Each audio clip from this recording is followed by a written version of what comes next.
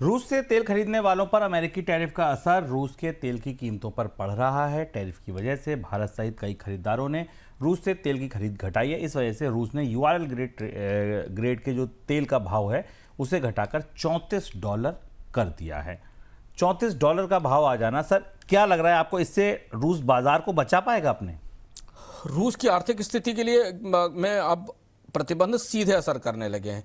पूरा energy sector अब गहरी मुश्किल में है। एक तरफ तो यूक्रेन के हमले और एनर्जी रिफाइनरीज कैपेसिटीज़ पर जो हिट हुआ है उसे बनाने के दोबारा खड़े करने की ज़रूरत है, और $30 के आसपास यूराल का रेट आ गया है। मतलब ब्रेंट का लगभग आधा, अगर आप मान लीजिए आधे से भी थोड़ा कम। इस स्थिति में हमें रूस की अर्थव्यवस्था के लिए, जो कि पूरी तरह तेल के निर्यात पर निर्भर है, क्योंकि प्रतिबंधों के भीतर भी उसे एक विंडो दी गई थी तेल बेचने के लिए वो बेहद मुश्किल हो रही है।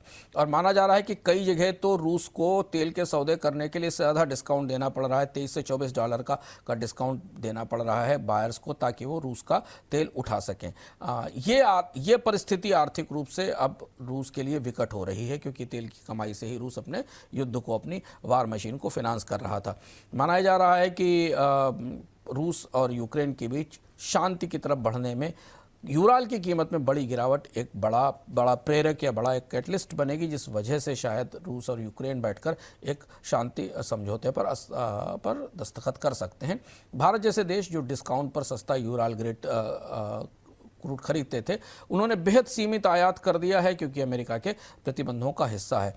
लेकिन अगर ये यूराल की गिरावट और युद्ध अगले 3 महीने 4 महीने तक और जारी रहता है, तो रूस की अर्थव्यवस्था पर फिर बहुत बेहद गंभीर संकट दिखाई दे सकता है। नेशनल स्टॉक एक्सचेंज ने अपने सदस्य स्टॉक ब्रोकर्स को निर्देश दिया है कि होम लोन, पर्सनल लोन या ऑटो लोन जैसे थर्ड पार्टी लोन प्रोडक्ट ना बेचें।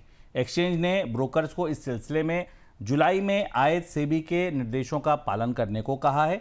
सेबी के निर्देशों में कहा गया है, सेबी के निर्देशों के मुताबिक गैर सेबी रेगुलेटेड प्रोडक्ट्स को सिर्फ फैमिली या ग्रुप स्तर पर बेचने की अनुमति है। सर ये फैसला क्यों लिया गया, और समझने की जरूरत है सर किस तरह बेचे जा रहे थे ये प्रोडक्ट? ये एनएससी ने 2 नोटिफिकेशन जारी किए शुभम, और ये चर्चा बाजार के ब्रोकर्स में काफ़ी समय से थी। एक नोटिफिकेशन याद होगा दर्शकों को 16 जून को आया था, जिसमें एनएससी ने regulatory framework third party products के डिस्ट्रीब्यूशन के लिए जारी किया था, जो ट्रेडिंग मेंबर्स हैं एनएससी के, उनके लिए। 21-22 दिसंबर को उसका एक संशोधित क्लैरिफिकेशन के साथ एक नया नोटिफिकेशन आया, जिसमें स्पष्टता दी गई कि केवल बैंकिंग और होम लोन प्रोडक्ट्स नहीं बेच सकते हैं, जिसमें कि home, vehicle, personal loan, education loan वगैरह प्रोजेक्ट हैं, और या फिर सेबी जो परमिटेड एमटीएफ्स हैं और T1 T5 land funding project हैं, प्रोडक्ट्स हैं, इन्हें नहीं बेचा जा सकता है। ब्रोकरों के लिए और भी नियम इसमें तय किए गए हैं।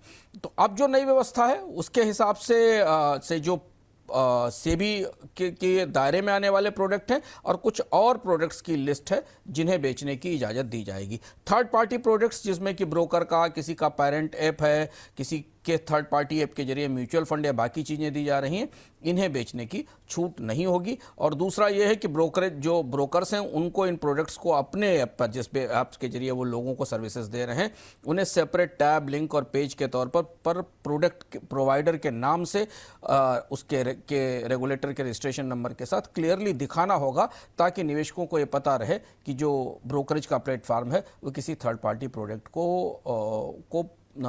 को बेच रहा है।